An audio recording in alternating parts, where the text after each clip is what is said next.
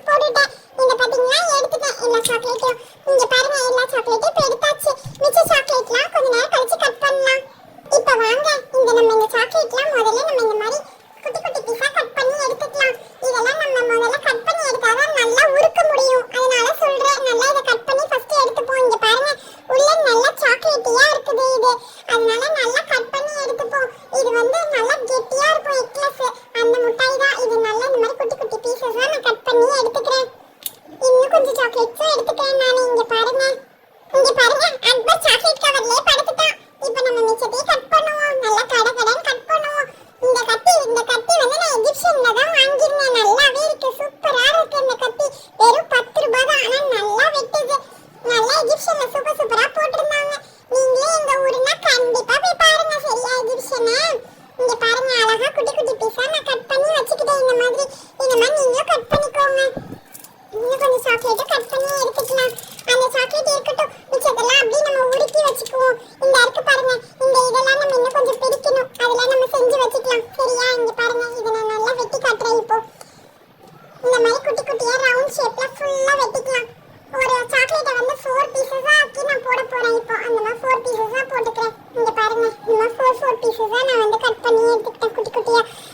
போட்டு கரு உருக்குனாதான் நல்லா உருகும். இத வந்து நம்ம சாக்லேட் மாதிரி உருக்கி இப்ப நம்ம கேக் பண்ண போறோம். அவ்வளவுதான் செல்ல குட்டீஸ்.